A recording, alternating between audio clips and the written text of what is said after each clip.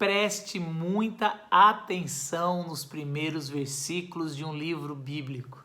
Fazendo um paralelo muito legal com Star Wars e também com Tarantino, o meu bate-papo com o professor Israel Mazakorati, você vai encontrar nesse vídeo aqui, só um trechinho. Mas antes eu quero te convidar para entrar num grupo de Telegram que a gente tem, onde a gente discute princípios de interpretação bíblica. Mais de 2.000 pessoas já entraram e o link está aqui na descrição. Outra coisa, eu quero te convidar para curtir o vídeo e assinar o canal, tá bom? Vamos lá pro vídeo? O livro de Ruth começa fazendo uma referência temporal, então isso tem a ver com aquela definição de narrativa que a gente fez. Uma narrativa nos situa primeiro no tempo, né? E se não vai nos situar no tempo, ela vai começar em uma galáxia muito, muito distante, né? Então, nos situou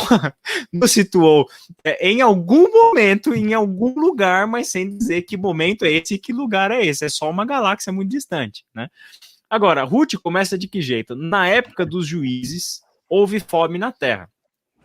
Bom, então o que eu já sei? Um detalhe nerd aí que você citou Star Wars, mas é interessante. Até começar numa galáxia muito distante, você dá praticamente toda a regra do jogo. Sim. Eu vou falar o que eu quiser, botar o que eu quiser, mas você saiba que tem a ver com galáxias. Então, assim, tem a ver com planetas, tem a ver com muita coisa. Mas é só um detalhezinho nerd que é muito inteligente. É muito inteligente fazer isso, entendeu? Você não pode dar um detalhe nerd desse e achar que eu não vou continuar a história, né, no detalhe nerd, né? Porque é interessante, porque a mesma coisa acontece, por exemplo, com os contos de fadas, né? Era uma vez, né? O era uma vez é uma referência de tempo. Mas não é uma referência precisa de tempo. Me diz que alguma coisa aconteceu em algum lugar, entende? Mas não me diz exatamente onde e quando, né? Mas começa com uma referência de tempo.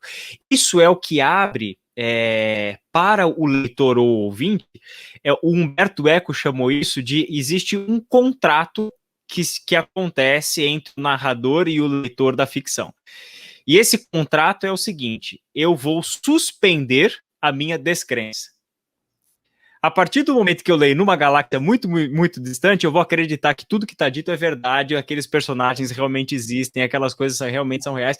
Nós suspendemos a descrença, né? E aí seguimos ouvindo a história.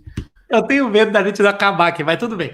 Mas só mais um detalhe disso, do Era Uma Vez. Quando Tarantino escolhe dar o nome para o último filme dele, Era Uma Vez Hollywood, ele está dizendo exatamente isso. Suspende a história do Mary Mason lá, do Mason lá, não é Mary, é o cantor que pegou o nome do cara, do assassino lá, ou do que mandou o pessoal assassinar, porque eu vou contar uma outra história e eu vou dizer que era um Hollywood diferente. É só para quem gosta dos cinéfilos aí, depois eles colocam no comentário. Mas isso tudo tem a ver com linguagem. Você, no começo, você abre, é o primeiro capítulo ou primeiro ato, né? Você vai situacionar o seu público. Exatamente, a narrativa tem essa característica, exatamente o que o livro de Ruth faz. Então, nessa introdução, na verdade, isso a gente já pode até avançar um pouquinho, que é aquilo que a gente chama de situação inicial, né? Uma situação inicial é um dos termos.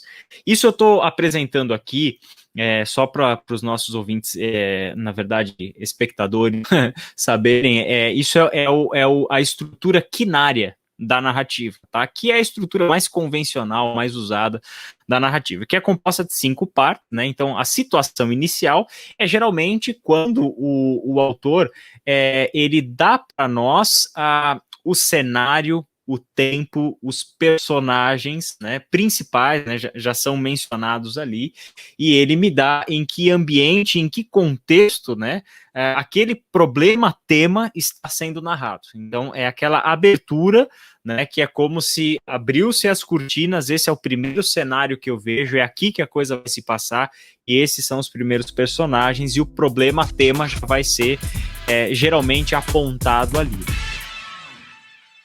Gostou desse conteúdo? Você gostaria de receber mais conteúdo sobre como interpretar a Bíblia Aqui embaixo você pode deixar o seu e-mail para eu te mandar o material uma vez por semana, mas deixa eu te explicar por que eu peço o seu e-mail. Depois de 10 anos aqui na internet ensinando as pessoas a lerem a Bíblia, mais de 200 mil pessoas se inscreveram nas minhas redes sociais, mas os algoritmos dessas redes sociais faz eu chegar apenas a 2% de quem pediu o meu material. Para eu alcançar a totalidade de todos que se inscreveram, eu precisaria de mais de R$2.000 por vídeo que eu publico aqui. E não tem nada de errado nas redes sociais, esse é o negócio deles, mas não é o meu negócio. É o meu ministério ensinar você a ler a palavra de Deus e aprender mais sobre Deus. Por isso, se inscreva aqui que uma vez por semana eu vou mandar vídeos de como aprender a ler a Bíblia.